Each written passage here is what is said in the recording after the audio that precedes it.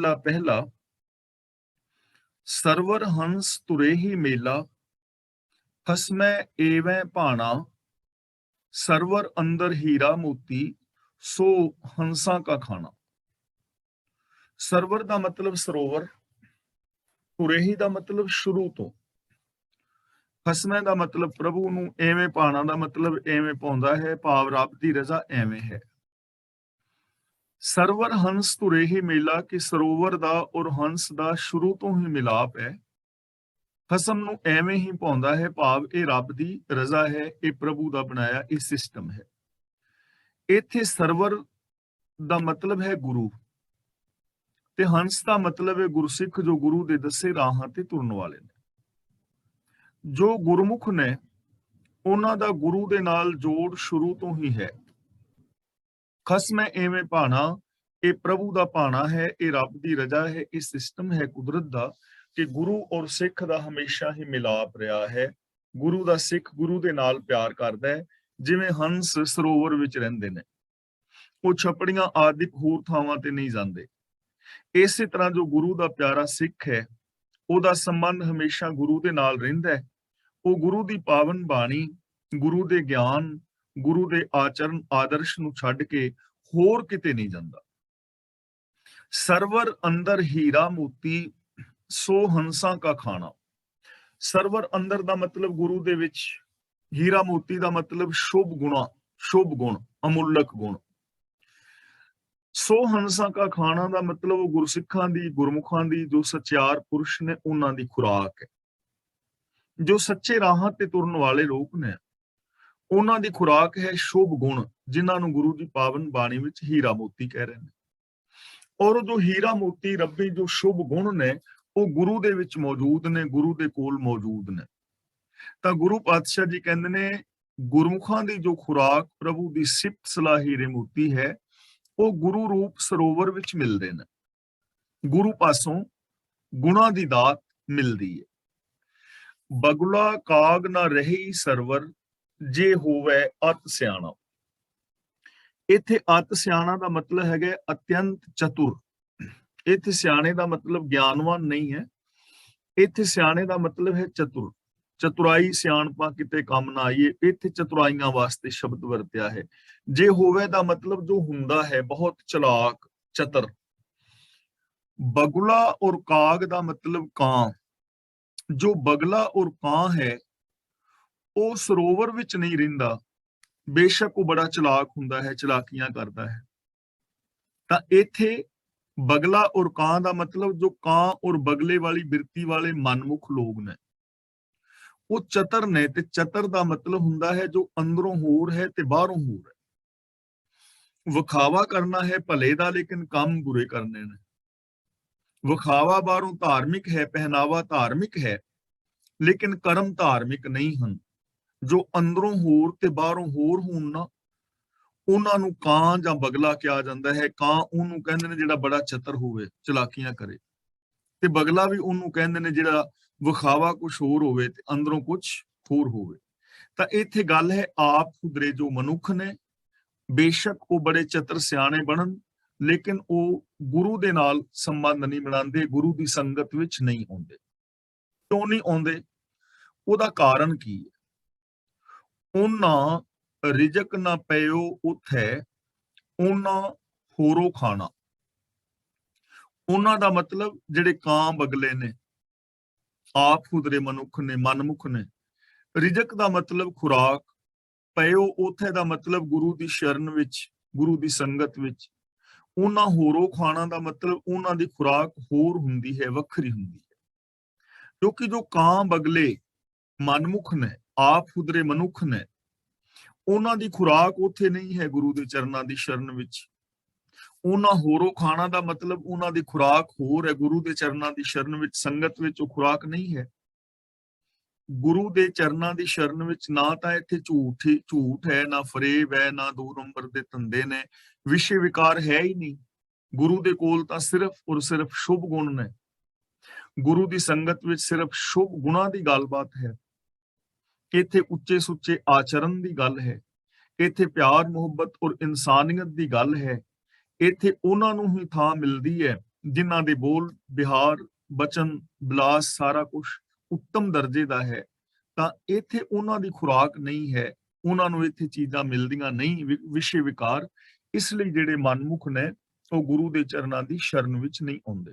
ਜਿਵੇਂ ਬਗਲਾ ਉੱਥੇ ਜਾਏਗਾ ਜਿੱਥੇ ਡੱਡੀਆਂ ਮੱਛੀਆਂ ਮਿਲਣਗੀਆਂ, ਕਾਂ ਉੱਥੇ ਜਾਏਗਾ ਜਿੱਥੇ ਉਹਨੂੰ ਗੰਦਮੰਦ ਖਾਣ ਨੂੰ ਮਿਲੇਗਾ। ਇਸੇ ਤਰ੍ਹਾਂ ਆਪ ਹੁਦਰੇ ਮਨੁੱਖ ਉਸ ਜਗ੍ਹਾ ਤੇ ਜਾਣਗੇ ਜਿੱਥੇ ਉਹਨਾਂ ਦੀ ਖੁਰਾਕ ਵਿਸ਼ੇ ਵਿਕਾਰ ਮਿਲੇਗੀ। ਸੱਚ ਕਮਾਣੈ ਸੱਚੋ ਪਾਈਐ, ਕੂੜੈ ਕੂੜਾ ਮਾਣਾ। ਸੱਚ ਕਮਾਣੇ ਦਾ ਮਤਲਬ ਜੇ ਸੱਚ ਦੀ ਕਮਾਈ ਕੀਤੀ ਜਾਏ, ਸੱਚ ਬੋਲਿਆ ਜਾਏ, ਸੱਚ ਸੁਣਿਆ ਜਾਏ, ਸੱਚ ਵੇਖਿਆ ਜਾਏ, ਸੱਚ ਦਾ ਸੰਗ੍ਰਹਿਣ ਕੀਤਾ ਜਾਏ, ਜੇ ਮਨ ਬਚਨ ਕਰਮ ਕਰਕੇ ਬੰਦਾ ਸੱਚਾ ਹੋਵੇ, ਸੱਚੋ ਪਾਈਐ, ਤਾਂ ਸੱਚਾ ਪ੍ਰਭੂ ਮਿਲਦਾ ਹੈ, ਤਾਂ ਸੱਚ ਮਿਲਦਾ ਹੈ। ਜੇ ਸੱਚ ਕਮਾਈਏ, ਸੱਚ ਦੀ ਕਮਾਈ ਕਰੀਏ, ਸੱਚ ਨੂੰ ਆਧਾਰ ਬਣਾ ਕੇ ਜ਼ਿੰਦਗੀ ਜੀਵੀਏ, ਤਾਂ ਸੱਚ ਮਿਲਦਾ ਹੈ, ਰੱਬ ਮਿਲਦਾ ਹੈ, ਬੰਦਾ ਰੱਬ ਵਰਗਾ ਹੋ ਜਾਂਦਾ ਹੈ। ਕੂੜੈ ਕੂੜਾ ਮਾਣਾ। ਕੂੜਾ ਦਾ ਮਤਲਬ ਕੂੜ ਦੀ ਖੱਟੀ, ਮਾਣਾ ਦਾ ਮਤਲਬ ਮਾਣ। ਤਾਂ ਜਿਹੜੀ ਕੂੜ ਦੀ ਖੱਟੀ ਹੈ ਉਹਦਾ ਮਾਣ ਵੀ ਕੂੜਾ ਹੀ ਹੈ, ਉਹਦਾ ਮਾਣ ਵੀ ਝੂਠਾ ਹੈ। ਝੂਠ ਕਮਾਇਆ ਝੂਠ ਹੀ ਪੱਲੇ ਪੈਂਦਾ, ਕੂੜ ਕਮਾਇਆ ਕੂੜ ਹੀ ਪੱਲੇ ਪੈਂਦਾ, ਸੱਚ ਕਮਾਇਆ ਸੱਚ ਪੱਲੇ ਪੈਂਦਾ। ਤਾਂ ਇੱਥੇ ਗੁਰੂ ਦੇ ਜੋ ਦੱਸੇ ਰਾਹਾਂ ਤੇ ਤੁਰਨ ਵਾਲੇ ਸੱਚਿਆਰ ਪੁਰਸ਼ ਨੇ, ਉਹਨਾਂ ਦੀ ਗੱਲ ਹੋ ਰਹੀ ਹੈ ਕਿ ਉਹ ਗੁਰੂ ਦੇ ਚਰਨਾਂ ਦੀ ਸ਼ਰਨ ਵਿੱਚ ਆਉਂਦੇ ਨੇ, ਕਿਉਂਕਿ ਇੱਥੇ ਗੁਰਮੁਖਾਂ ਵਾਲੀ ਖੁਰਾਕ ਹੈ ਸਤ ਸੰਤੋਖ ਦਇਆ ਧਰਮ ਆਦਿਕ। ਜਿਹੜਾ ਵੀ ਇਨਸਾਨ ਉੱਚੇ ਸੁੱਚੇ ਜੀਵਨ ਵਾਲਾ ਬਣਨਾ ਚਾਹੁੰਦਾ ਹੈ, ਉਹਨੂੰ ਗੁਰੂ ਦੇ ਚਰਨਾਂ ਦੀ ਸ਼ਰਨ ਲੈਣੀ ਚਾਹੀਦੀ ਹੈ। ਇੱਥੇ ਆਤਮਿਕ ਭੋਜਨ ਹਰ ਵਕਤ ਮਿਲਦਾ ਹੈ। ਤੇ ਜਿਨਨੇ ਭਾਈ ਆਤਮਿਕ ਮੌਤੇ ਮਰਨਾ ਹੈ, ਉਹ ਵਿਸ਼ੇ ਵਿਕਾਰਾਂ ਦੀ ਸੰਗਤ ਦੇ ਵਿੱਚ ਪਿਆ ਹੋਇਆ ਆਤਮਿਕ ਮੌਤੇ ਮਰੀ ਜਾਂਦਾ ਹੈ। ਉਹ ਲੋਕ ਵਿਸ਼ੇ ਵਿਕਾਰਾਂ ਦੀ ਸੰਗਤ ਵਿੱਚ ਚਲੇ ਜਾਂਦੇ। ਨਾਨਕ ਤਿਨ ਕੋ ਸਤਿਗੁਰ ਮਿਲਿਆ, ਜਿਨ੍ਹਾਂ ਧੁਰੇ ਪਿਆ ਪਰਵਾਣਾ। ਪਰਵਾਣਾ ਦਾ ਮਤਲਬ ਪਰਵਾਨਾ, ਯਾਨੀ ਹੁਕਮ। ਗੁਰੂ ਜੀ ਕਹਿੰਦੇ ਨੇ, ਹੇ ਨਾਨਕ, ਜਿਨ੍ਹਾਂ ਨੂੰ ਧੁਰੋਂ ਹੀ ਪ੍ਰਭੂ ਦੀ ਆਗਿਆ ਮਿਲੀ ਹੈ, ਉਹਨਾਂ ਨੂੰ ਹੀ ਸਤਿਗੁਰ ਸਰੋਵਰ ਮਿਲਦਾ ਹੈ। ਧੁਰ ਤੋਂ ਹੀ ਜਿਨ੍ਹਾਂ ਨੂੰ ਆਗਿਆ ਮਿਲੀ ਹੈ ਪ੍ਰਭੂ ਦੀ, ਤਿੰਨ ਕੋ ਸਤਿਗੁਰ ਮਿਲਿਆ, ਜਿਨ੍ਹਾਂ ਧੁਰੇ ਪਿਆ ਪਰਵਾਣਾ, ਜਿਨ੍ਹਾਂ ਨੂੰ ਰੱਬੀ ਹੁਕਮ ਮਿਲਿਆ ਹੈ ਧੁਰ ਤੋਂ ਹੀ, ਉਹਨਾਂ ਨੂੰ ਸਤਿਗੁਰ ਦਾ ਮਿਲਾਪ ਹੋਇਆ ਹੈ।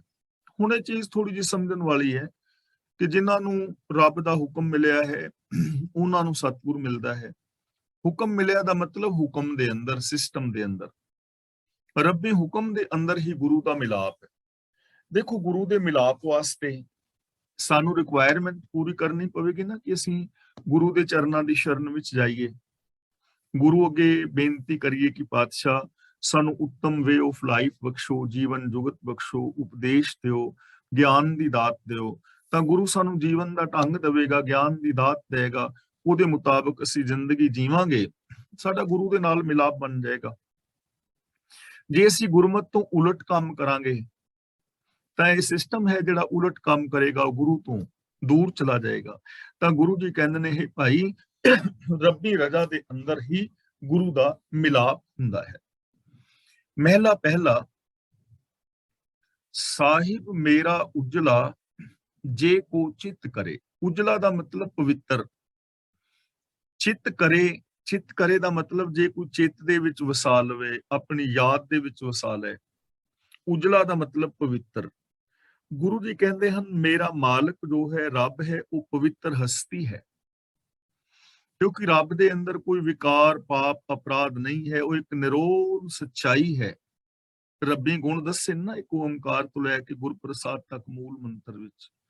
ਤਾਂ ਮੇਰਾ ਮਾਲਕ ਪਵਿੱਤਰ ਹੈ, ਉਜਲਾ ਹੈ, ਗਿਆਨ ਦਾ ਮੁਜੱਸਮਾ ਹੈ, ਪਵਿੱਤਰਤਾ ਦਾ ਸੋਮਾ ਹੈ।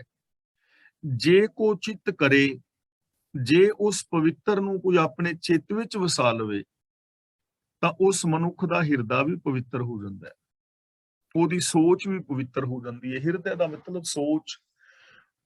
ਹੁਣ ਦੇਖੋ, ਸੋਚ ਹੈ, ਜੇ ਸਾਡੀ ਸੋਚ ਦੇ ਅੰਦਰ ਕਾਮ, ਕ੍ਰੋਧ, ਈਰਸ਼ਾ, ਦਵੇਸ਼, ਵੈਰ, ਵਿਰੋਧ ਹੈ, ਤਾਂ ਸੋਚ ਮੈਲੀ ਹੋ ਗਈ, ਹਿਰਦਾ ਮੈਲਾ ਹੋ ਗਿਆ। ਤੇ ਜੇ ਕੋਈ ਸੋਚ ਦੇ ਅੰਦਰ ਸਤ ਸੰਤੋਖ ਦਇਆ ਧਰਮ ਨੂੰ ਵਸਾ ਲਵੇ, ਤਾਂ ਸੋਚ ਪਵਿੱਤਰ ਹੋ ਗਈ, ਇਸ ਲਈ ਜਿਹੜਾ ਵੀ ਇਨਸਾਨ ਚਾਹੁੰਦਾ ਹੈ ਸੋਚ ਨੂੰ ਪਵਿੱਤਰ ਕਰਨਾ, ਉਹਨੂੰ ਚਾਹੀਦਾ ਹੈ ਰੱਬੀ ਗੁਣਾਂ ਦੀ ਯਾਦ ਨੂੰ ਆਪਣੇ ਹਿਰਦੇ ਵਿੱਚ ਟਿਕਾ ਲਵੇ, ਤਾਂ ਉਹਦਾ ਹਿਰਦਾ ਪਵਿੱਤਰ ਹੋ ਜਾਏਗਾ। ਤਾਂ ਸਾਹਿਬ ਮੇਰਾ ਉਜਵਲ ਹੈ, ਜੇ ਕੋਈ ਆਪਣੇ ਚਿੱਤ ਵਿੱਚ ਵਸਾ ਲਵੇ ਤਾਂ ਉਸ ਦੀ ਚੇਤਨਤਾ, ਉਹਦੀ ਸੋਚ ਵੀ ਪਵਿੱਤਰ ਹੋ ਜਾਂਦੀ ਹੈ। ਨਾਨਕ ਸੋਈ ਸੇਵੀਐ ਸਦਾ ਸਦਾ ਜੋ ਦੇ। ਗੁਰੂ ਪਾਤਸ਼ਾਹ ਜੀ ਕਹਿੰਦੇ ਨੇ ਕਿ ਉਸ ਪ੍ਰਭੂ ਦੀ ਹੁਕਮ ਵਿੱਚ ਤੁਰਨਾ ਚਾਹੀਦਾ ਹੈ ਜੋ ਸਦਾ ਸਦਾ ਤੋਂ ਦੇਂਦਾ ਆ ਰਿਹਾ ਹੈ, ਦਾਤਾਂ ਦੇ ਰਿਹਾ ਹੈ। ਸੋਈ ਸੇਵੀਐ, ਸੇਵੀਐ ਦਾ ਮਤਲਬ ਹੁਕਮ ਵਿੱਚ ਤੁਰਨਾ, ਰੱਬ ਦੀ ਰਜ਼ਾ ਵਿੱਚ ਤੁਰਨਾ, ਪ੍ਰਭੂ ਦੀ ਰਜ਼ਾ ਦੇ ਅੰਦਰ ਤੁਰਨਾ ਚਾਹੀਦਾ ਹੈ, ਹੁਕਮ ਦੇ ਅੰਦਰ ਤੁਰਨਾ ਚਾਹੀਦਾ ਹੈ, ਜੋ ਸਦਾ ਸਦਾ ਤੋਂ ਜੀਵਾਂ ਨੂੰ ਦਾਤਾਂ ਦੇ ਰਿਹਾ ਹੈ ਔਰ ਦੇਂਦਾ ਰਹੇਗਾ। ਹੁਣ ਜਿੰਨੀਆਂ ਵੀ ਇਹ ਦਾਤਾਂ ਨੇ, ਇਹ ਸਭ ਰਜ਼ਾ ਔਰ ਹੁਕਮ ਵਿੱਚ ਕੁਦਰਤੀ ਨਿਯਮਾਂ ਦੇ ਅੰਦਰ ਨੇ। ਪੂਰੀ ਦੀ ਪੂਰੀ ਜੋ ਸ੍ਰਿਸ਼ਟੀ ਹੈ ਉਹ ਕੁਦਰਤੀ ਨਿਯਮਾਂ ਦੇ ਅੰਦਰ ਪੈਦਾ ਹੋ ਰਹੀ ਹੈ, ਕੁਦਰਤੀ ਨਿਯਮਾਂ ਦੇ ਅੰਦਰ ਚੱਲ ਰਹੀ ਹੈ, ਕੁਦਰਤੀ ਨਿਯਮਾਂ ਵਿੱਚ ਵਿਨਾਸ਼ ਹੋ ਰਿਹਾ ਹੈ। ਨਿਕਾਸ, ਵਿਕਾਸ ਔਰ ਵਿਨਾਸ਼ ਸਭ ਹੁਕਮ ਦੇ ਅੰਦਰ, ਰਜ਼ਾ ਵਿੱਚ, ਨਿਯਮਾਂ ਦੇ ਅੰਦਰ, ਨਿਯਮਾਵਲੀ ਦੇ ਅੰਦਰ ਹੈ। ਤੇ ਜੇਕਰ ਉਸ ਰੱਬ ਦੀ ਰਜ਼ਾ ਵਿੱਚ ਤੁਰਿਆ ਜਾਏ, ਨਿਯਮਾਵਲੀ ਨੂੰ ਸਮਝਿਆ ਜਾਏ, ਤਾਂ ਫਿਰ ਦਾਤਾਂ ਸਦਾ ਤੋਂ ਦੇ ਰਿਹਾ ਹੈ, ਮਿਲਦੀਆਂ ਰਹਿਣਗੀਆਂ, ਹੁਕਮ ਵਿੱਚ ਮਿਲ ਰਹੀਆਂ ਨੇ। ਕੋਈ ਵੀ ਚੀਜ਼ ਹੈ ਉਹ ਹੁਕਮ ਅੰਦਰ ਹੈ, ਰਜ਼ਾ ਵਿੱਚ ਹੈ, ਭਾਣੇ ਵਿੱਚ ਹੈ, ਸਿਸਟਮ ਵਿੱਚ ਹੈ। ਜੇ ਸਿਸਟਮ ਨੂੰ ਫੋਲੋ ਕਰੋਗੇ ਤਾਂ ਹਰ ਸ਼ੈ ਮਿਲੇਗੀ।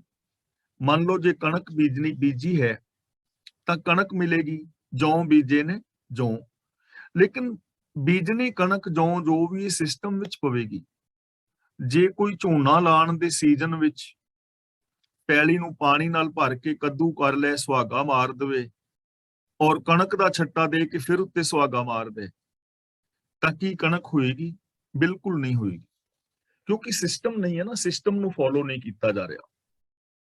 ਸਿਸਟਮ ਨੂੰ ਫੋਲੋ ਕੀਤਿਆਂ ਹੀ ਕੋਈ ਵੀ ਦਾਤ ਮਿਲੇਗੀ। ਇਸੇ ਤਰ੍ਹਾਂ ਸੁੱਖ ਹੈ ਜਾਂ ਦੁੱਖ ਹੈ, ਉਹ ਸਿਸਟਮ ਨੂੰ ਫੋਲੋ ਕਰਨਾ ਪਵੇਗਾ।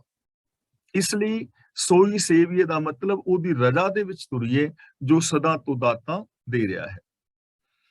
ਨਾਨਕ ਸੋਈ ਸੇਵੀਐ ਜਿਤ ਸੇਵੈ ਦੁੱਖ ਜਾਏ। ਹੁਣ ਦੇਖੋ, ਸੇਵੀਏ ਔਰ ਸੇਵੈ, ਇਹਦੇ ਫਰਕ ਨੂੰ ਸਮਝਣ ਦੀ ਜ਼ਰੂਰਤ ਹੈ ਔਰ ਉਚਾਰਨ ਵੱਲ ਵੀ ਧਿਆਨ ਦੇਣਾ ਹੈ।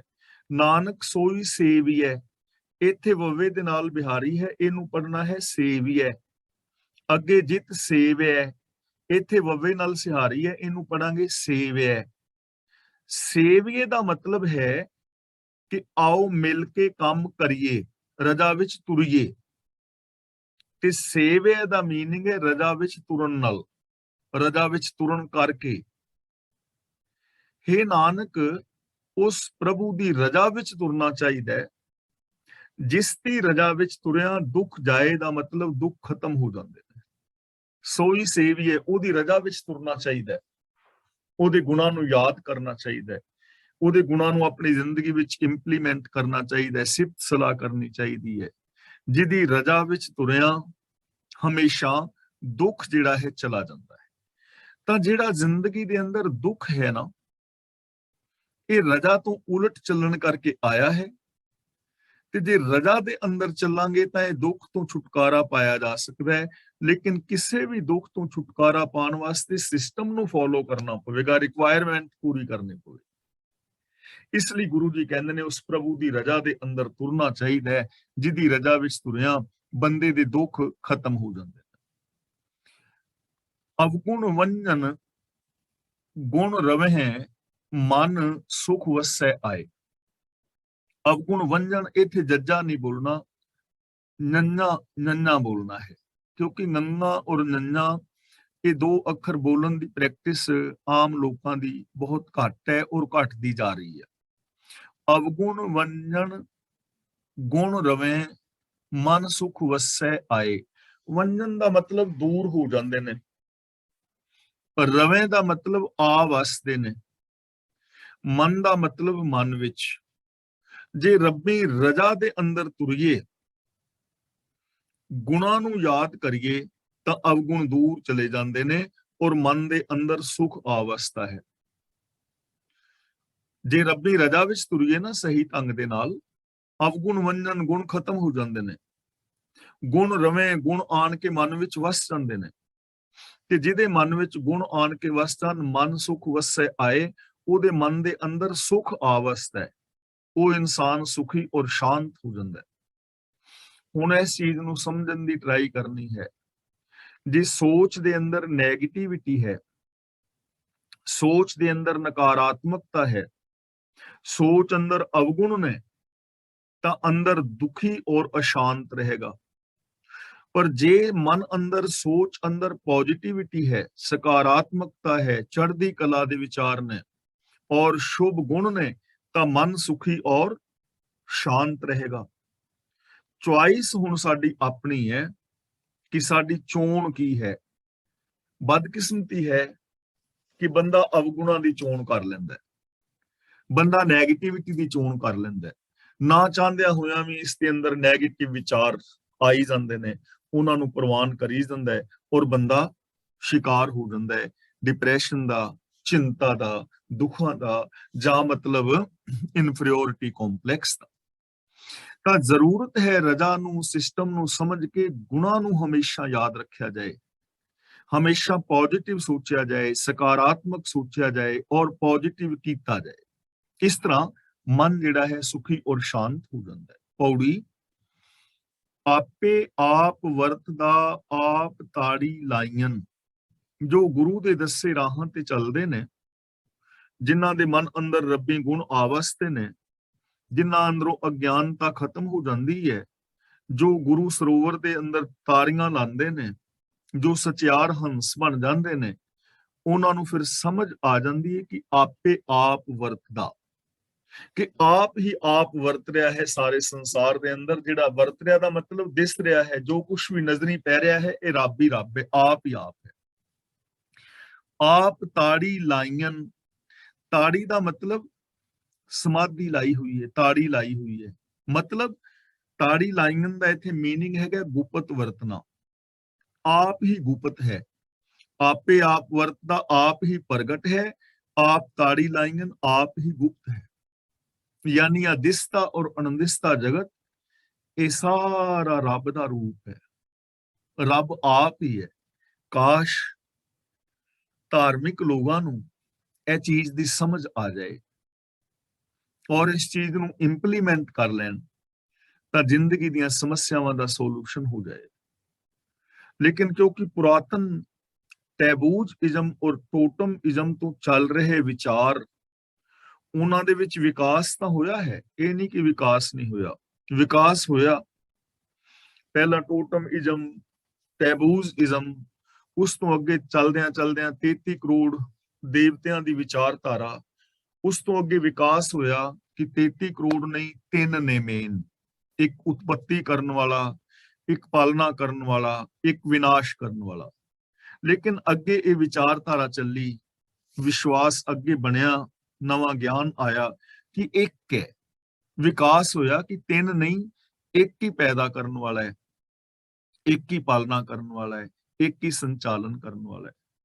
ਪਹਿਲਾਂ ਤਿੰਨਾਂ ਨੂੰ ਅਲੱਗ-ਅਲੱਗ ਮੰਨਿਆ ਜਾਂਦਾ ਸੀ, ਬ੍ਰਹਮਪੁਰੀ, ਵਿਸ਼ਨਪੁਰੀ ਆਦਿਕ।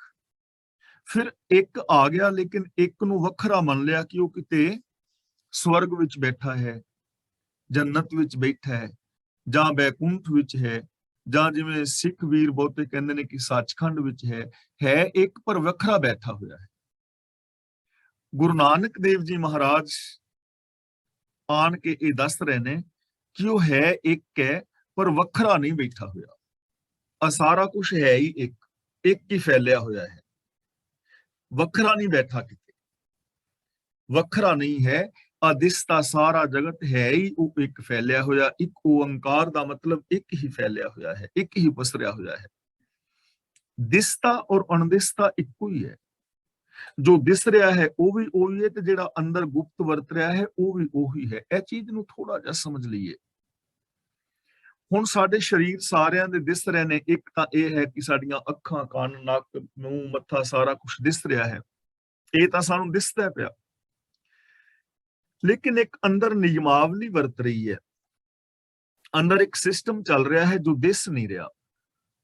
ਰੋਟੀ ਅਸੀਂ ਖਾ ਰਹੇ ਹਾਂ, ਬੁਰਕੀ ਮੂੰਹ ਚ ਪੈਂਦੀ ਦਿਸ ਰਹੀ ਹੈ, ਅੰਦਰ ਜਾਂਦੀ ਦਿਸ ਰਹੀ ਹੈ, ਪਰ ਉਸ ਰੋਟੀ ਦੇ ਵਿੱਚੋਂ ਖੂਨ ਕਿਵੇਂ ਬਣਦਾ ਪਿਆ, ਜਿਹੜੇ ਵਿਟਾਮਿਨਸ ਦੀ ਲੋੜ ਹੈ ਸਰੀਰ ਉਹਨਾਂ ਨੂੰ ਕਿਵੇਂ ਲੈ ਰਿਹਾ ਹੈ, ਕੈਲਸ਼ੀਅਮ ਕਿਵੇਂ ਲੈ ਰਿਹਾ ਹੈ, ਲੋਹੇ ਨੂੰ ਕਿਵੇਂ ਲੈ ਰਿਹਾ ਹੈ, ਉਹ ਨਹੀਂ ਦਿਸਦਾ ਪਿਆ। ਉਹ ਸਿਸਟਮ ਗੁਪਤ। ਸਾਡੇ ਸਰੀਰ ਵਿੱਚ ਦੋ ਚੀਜ਼ਾਂ ਹੋ ਗਈਆਂ ਨਾ, ਇੱਕ ਤਾਂ ਚੀਜ਼ ਸਾਨੂੰ ਸਾਹਮਣੇ ਦਿਸ ਰਹੀ ਹੈ, ਇੱਕ ਅੰਦਰ ਗੁਪਤ ਵਰਤ ਰਿਹਾ ਸਾਰਾ। ਇਸ ਦੋ ਚੀਜ਼ਾਂ ਸਾਡੇ ਸਰੀਰ ਦੀਆਂ ਹੋ ਗਈਆਂ। ਤਾਂ ਐਵੇਂ ਇਹ ਜਿਹੜਾ ਸਾਰਾ ਸੰਸਾਰ ਦਿਸਦਾ ਔਰ ਜਿਹੜਾ ਅਣਦਿਸਦਾ ਹੈ, ਇਹ ਸਾਰੇ ਦਾ ਸਾਰਾ ਰੱਬ ਹੀ ਹੈ। ਜੇ ਹੁਣ ਮੈਂ ਆਪਣਾ ਮਿਸਾਲ ਲੈ ਕੇ ਗੱਲ ਕਰਾਂ, ਜਾਂ ਤੁਹਾਡਾ ਤਾਂ ਜਿਹੜਾ ਸਾਡਾ ਸਰੀਰ ਇਹ ਦਿਸ ਰਿਹਾ, ਇਹਦਾ ਨਾਮ ਮੋਹਰ ਸਿੰਘ ਹੈ, ਇਹ ਦਿਸ ਰਿਹਾ ਹੈ। ਲੇਕਿਨ ਜਿਹੜਾ ਅੰਦਰ ਸਿਸਟਮ ਚੱਲ ਰਿਹਾ ਹੈ, ਜੇ ਉਹਨੂੰ ਖਤਮ ਕਰ ਦਿੱਤਾ ਜਾਏ ਤੇ ਸਰੀਰ ਨੇ ਨਹੀਂ ਨਾ ਰਹਿਣਾ। ਤਾਂ ਜਿਹੜਾ ਅੰਦਰ ਗੁਪਤ ਸਿਸਟਮ ਚੱਲ ਰਿਹਾ ਹੈ, ਜਿਹੜਾ ਬਾਹਰ ਦਿਸ ਰਿਹਾ ਹੈ, ਇਹਨੂੰ ਸਾਰੇ ਨੂੰ ਮਿਲਾ ਕੇ ਮੋਹਰ ਸਿੰਘ। ਇਸੇ ਤਰ੍ਹਾਂ ਆ ਸਾਰਾ ਦਿਸਦਾ ਜਗਤ ਔਰ ਅਣਦਿਸਦਾ ਸਿਸਟਮ, ਇਹ ਸਾਰਾ ਮਿਲ ਕੇ ਰੱਬ ਹੈ। ਤਾਂ ਗੁਰੂ ਜੀ ਕਹਿੰਦੇ ਨੇ, ਆਪੇ ਆਪ ਵਰਤਦਾ ਆਪ ਤਾੜੀ ਲਾਈਆਂ, ਪ੍ਰਭੂ ਆਪ ਹੀ ਆਪ ਹਰ ਥਾਂ ਮੌਜੂਦ ਹੈ, ਆਪ ਹੀ ਤਾੜੀ ਲਾਈ ਹੋਈ ਹੈ, ਭਾਵ ਆਪ ਹੀ ਗੁਪਤ ਹੈ, ਅਣਦਿਸਦਾ ਵੀ ਉਹੀ ਹੈ। ਇਸ ਪੌੜੀ ਦਾ ਅੰਤਰੀ ਭਾਵ ਇਹ ਹੋਏਗਾ, ਆਪੇ ਹੀ ਉਪਦੇਸ਼ ਦਾ ਗੁਰਮੁਖ ਪਤਿਆਇਨਨ। ਪਤਿਆਇਨਨ ਦਾ ਮਤਲਬ ਗੁਰੂ ਦੁਆਰਾ ਤਸੱਲੀ ਦਿੰਦਾ ਹੈ, ਗੁਰਮੁਖ ਦਾ ਮਤਲਬ ਗੁਰੂ ਦੇ ਰਾਹੀਂ। ਤਾਂ ਗੁਰੂ ਰੂਪ ਹੋ ਕੇ ਆਪ ਹੀ ਜੀਵਾਂ ਨੂੰ ਉਪਦੇਸ਼ ਦੇ ਰਿਹਾ ਹੈ, ਤੇ ਗੁਰੂ ਦੇ ਰਾਹੀਂ ਆਪ ਹੀ ਉਹਨੇ ਸ੍ਰਿਸ਼ਟੀ ਦੀ ਤਸੱਲੀ ਕਰਾਈ ਹੈ, ਪਤਿਆਇਆ ਹੈ, ਸ਼ਾਂਤੀ ਦਿੱਤੀ ਹੈ, ਗਿਆਨ ਦਿੱਤਾ ਹੈ। ਭਾਵ ਕਿ ਗੁਰੂ ਰੱਬ ਦਾ ਹੀ ਰੂਪ ਹੈ। ਗੁਰ ਪਰਮੇਸ਼ਰ ਏਕੋ ਜਾਨ, ਸਰਬ ਵਿਆਪਕ ਹੈ ਨਾ। ਤਾਂ ਸਿੱਖ ਦੇ ਵਿੱਚ ਵੀ ਉਹ ਹੈ ਔਰ ਗੁਰੂ ਦੇ ਵਿੱਚ ਵੀ ਉਹ ਹੈ, ਸਾਰਿਆਂ ਦੇ ਅੰਦਰ ਸਰਬ ਵਿਆਪਕ ਹੈ। ਤਾਂ ਇੱਥੇ ਪ੍ਰਭੂ ਦੀ ਸਰਬ ਵਿਆਪਕਤਾ ਦਰਸਾਈ ਜਾ ਰਹੀ ਹੈ। ਔਰ ਜਦੋਂ ਇਹ ਚੀਜ਼ ਸਮਝ ਆ ਜਾਂਦੀ ਹੈ, ਜਦੋਂ ਸਿੱਖ ਵੀ ਇਸ ਚੀਜ਼ ਨੂੰ ਸਮਝ ਲੈਂਦਾ ਹੈ, ਤਾਂ ਫਿਰ ਗੁਰੂ ਔਰ ਸਿੱਖ ਵੀ ਇੱਕ ਹੋ ਜਾਂਦੇ ਨੇ। ਜਿਵੇਂ ਭਾਈ ਲਹਿਣਾ ਜੀ ਗੁਰੂ ਨਾਨਕ ਪਾਤਸ਼ਾਹ ਦੇ ਚਰਨਾਂ ਦੀ ਸ਼ਰਨ ਵਿੱਚ ਆਏ, ਉਹ ਪਹਿਲਾਂ ਕਰਮਕਾਂਡੀ ਸਨ, ਪਰ ਫਿਰ ਗੁਰੂ ਦੇ ਗਿਆਨ ਨੂੰ ਉਹਨਾਂ ਨੇ ਸਮਝਿਆ, ਜੀਵਿਆ, ਅਪਣਾਇਆ, ਤਾਂ ਗੁਰੂ ਔਰ ਸਿੱਖ ਇੱਕ ਹੋ ਗਏ।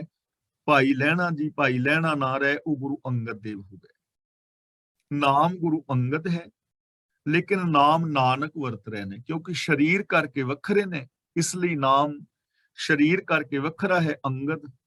ਲੇਕਿਨ ਜਦੋਂ ਗੁਰਬਾਣੀ ਉਚਾਰਦੇ ਨੇ, ਉੱਥੇ ਸ਼ਬਦ ਵਰਤਦੇ ਨੇ ਨਾਨਕ, ਕਿਉਂਕਿ ਵਿਚਾਰਧਾਰਾ ਇੱਕ ਹੈ। ਜੋਤ ਜੋਤ ਵਿੱਚ ਰਲ ਗਈ ਹੈ। ਜੋਤ ਦਾ ਮਤਲਬ ਸੋਚ ਇੱਕ ਹੋ ਗਈ ਹੈ। ਤਾਂ ਆਪ ਗੁਰੂ ਰੂਪ ਹੋ ਕੇ ਉਪਦੇਸ਼ਦਾ ਹੈ ਤੇ ਆਪ ਹੀ ਸਾਰੇ ਸੰਸਾਰ ਦੀ ਤਸੱਲੀ ਕਰਾਉਂਦਾ ਹੈ। ਇੱਕ ਆਪੇ ਉਝੜ ਪਾਇਨ, ਇੱਕ ਭਗਤੀ ਲਾਇਨ। ਇੱਕ ਦਾ ਮਤਲਬ ਕਈ, ਇੱਕ ਦਾ ਮਤਲਬ ਕਈ। ਕਈ ਐਸੇ ਨੇ ਜਿਹੜੇ ਉਜੜ ਰਾਸਤੇ ਤੇ ਪਾਏ ਹੋਏ ਨੇ, ਕਈ ਐਸੇ ਨੇ ਜੋ ਭਗਤੀ ਵਿੱਚ ਲਾਏ ਹੋਏ ਨੇ। ਤਾਂ ਇਹ ਸਾਰੇ ਹੁਕਮ ਦੇ ਵਿੱਚ ਨੇ। ਜਿਹੜੇ ਰੱਬੀ ਗੁਣਾਂ ਨੂੰ ਫੋਲੋ ਕਰ ਰਹੇ ਨੇ, ਗੁਣਾਂ ਦੇ ਧਾਰਨੀ ਨੇ, ਕਿਉਂਕਿ ਉਹਨਾਂ ਨੇ ਗੁਣਾਂ ਵਾਲੇ ਸਿਸਟਮ ਨੂੰ ਫੋਲੋ ਕੀਤਾ ਹੈ। ਤਾਂ ਉਸ ਸਿਸਟਮ ਦੇ ਅੰਦਰ ਉਹਨਾਂ ਦੇ ਅੰਦਰ ਗੁਣ ਪੈਦਾ ਹੋ ਰਹੇ ਨੇ। ਲੇਕਿਨ ਦੂਜਿਆਂ ਨੇ ਉਸ ਸਿਸਟਮ ਨੂੰ ਔਗਣਾ ਵਾਸਤੇ ਫੋਲੋ ਕੀਤਾ ਹੈ, ਤਾਂ ਉਹਨਾਂ ਦੇ ਅੰਦਰ ਔਗਣ ਪੈਦਾ ਹੋ ਰਹੇ ਨੇ। ਉਹ ਚਾਹੁੰਦੇ ਕੀ ਨੇ? ਚੀਜ਼ ਨੂੰ ਆਪਾਂ ਨਿੱਕੀ ਜਿਹੀ ਮਿਸਾਲ ਦੇ ਨਾਲ ਸਮਝਣ ਦਾ ਯਤਨ ਕਰਦੇ ਹਾਂ। ਜਿਵੇਂ ਤੁਹਾਡੇ ਕੋਲ ਕੈਲਕੂਲੇਟਰ ਹੈ, ਤੇ ਕੈਲਕੂਲੇਟਰ ਵਾਲੇ ਬੰਦੇ ਤਿੰਨ ਸ਼ਬਦ ਨੂੰ ਵਰਤ ਰਹੇ ਨੇ ਦੋ ਵਾਰੀ, ਤਿੰਨ ਤਿੰਨ। ਇੱਕ ਨੇ ਲਿਖਿਆ ਹੈ 3 into 3, ਤਾਂ ਉਹਦਾ ਉੱਤਰ ਕਿੰਨਾ ਆਏਗਾ? 9। ਦੂਜੇ ਨੇ ਲਿਖਿਆ 3 minus 3, ਉਹਦਾ ਉੱਤਰ ਆਇਆ 0।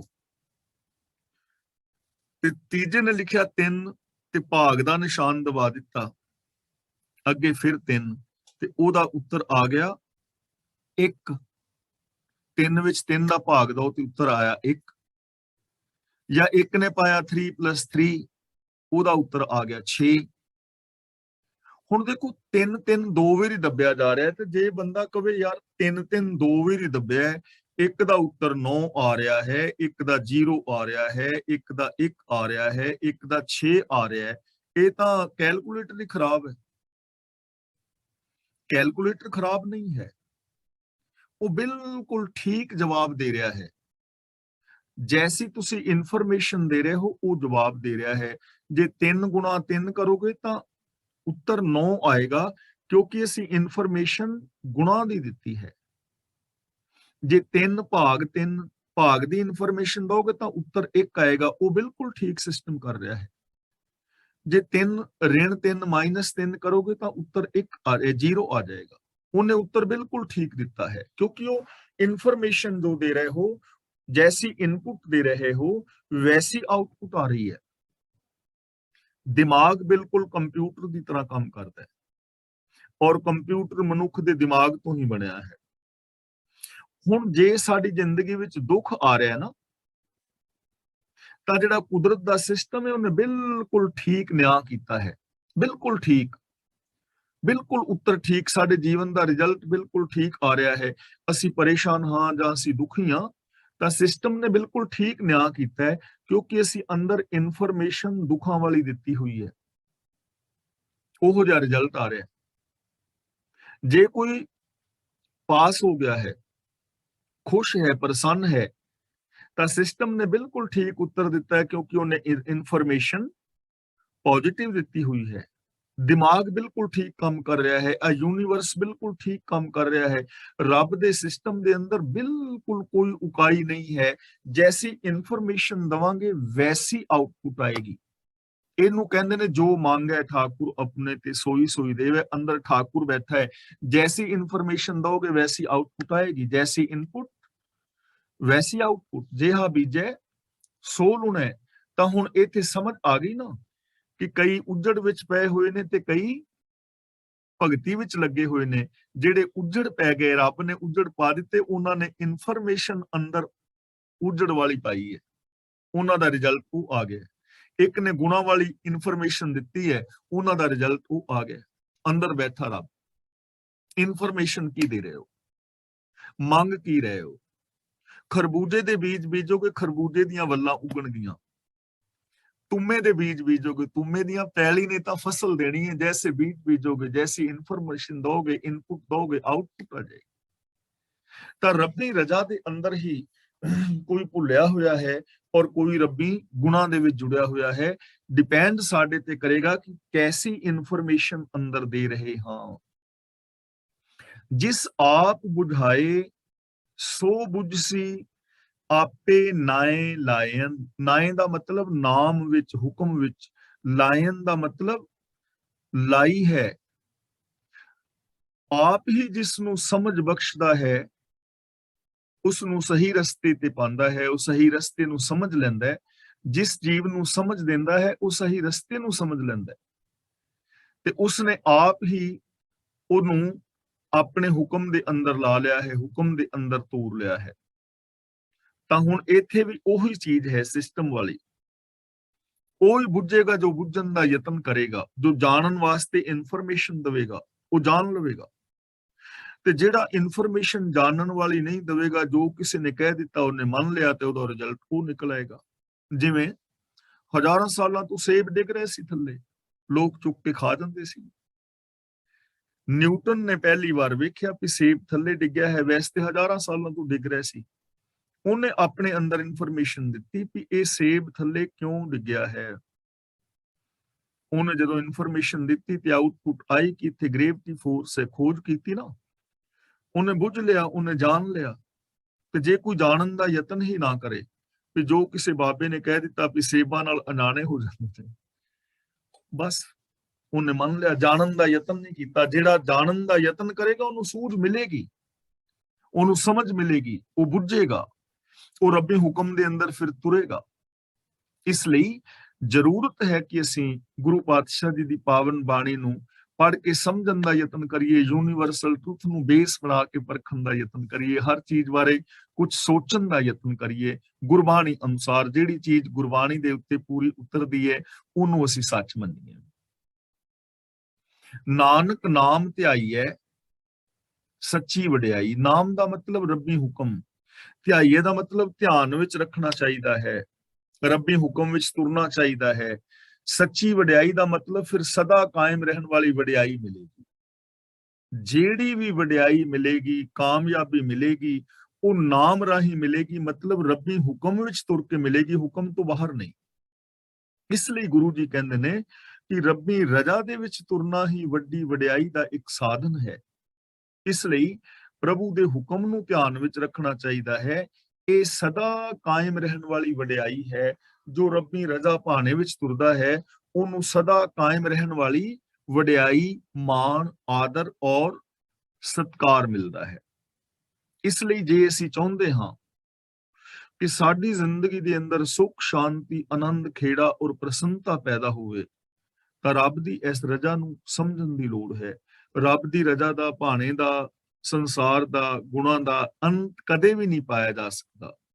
ਲੇਕਿਨ ਉਸ ਰਜ਼ਾ ਨੂੰ ਸਮਝ ਕੇ, ਰਜ਼ਾ ਮੁਤਾਬਕ ਜ਼ਿੰਦਗੀ ਜੀ ਕੇ ਸੁੱਖ, ਸ਼ਾਂਤੀ, ਆਨੰਦ, ਖੇੜਾ, ਪ੍ਰਸੰਨਤਾ ਪੈਦਾ ਕੀਤੀ ਜਾ ਸਕਦੀ ਹੈ। ਅਨੰਤ ਸੁੱਖ ਪਾਏ ਜਾ ਸਕਦੇ ਨੇ। ਜ਼ਰੂਰਤ ਹੈ ਉਸ ਰੱਬੀ ਰਜ਼ਾ ਨੂੰ ਸਮਝਣ ਦੀ ਔਰ ਰੱਬੀ ਰਜ਼ਾ ਮੁਤਾਬਕ ਜ਼ਿੰਦਗੀ ਜੀਣ ਦੀ, ਜਿਸ ਦੀ ਸਮਝ ਸਾਨੂੰ ਸ੍ਰੀ ਗੁਰੂ ਗ੍ਰੰਥ ਸਾਹਿਬ ਜੀ ਦੀ ਪਾਵਨ ਬਾਣੀ ਪੜ੍ਹ ਕੇ, ਵਿਚਾਰ ਕੇ ਆਏਗੀ। ਇਸ ਲਈ ਆਪ ਗੁਰੂ ਜੀ ਦੀ ਪਾਵਨ ਬਾਣੀ ਪੜ੍ਹੋ, ਆਪ ਵਿਚਾਰੋ ਔਰ ਗੁਰਬਾਣੀ ਨੂੰ ਇੰਪਲੀਮੈਂਟ ਕਰੋ, ਜਿਸ ਕਰਕੇ ਜ਼ਿੰਦਗੀ ਦੇ ਅੰਦਰ ਵਿਗਾਸਤਾ ਔਰ ਖੁਸ਼ੀ ਅਤੇ ਖੇੜਾ ਮਿਲ ਸਕੇ। ਤਾਂ ਅੱਜ ਜੋ ਇਹ ਵਾਰ ਹੈ, ਇਹਦੀ ਅੱਜ ਇੱਥੇ ਸਮਾਪਤੀ ਹੈ। 21ਵੀਂ ਪੌੜੀ ਸੀ ਤੇ 21ਵੀਂ ਪੌੜੀ ਦੇ ਨਾਲ ਅੱਜ ਦੀ ਵਾਰ ਦੀ ਅਸੀਂ ਇੱਥੇ ਸਮਾਪਤੀ ਕਰਦੇ ਹਾਂ ਜੀ।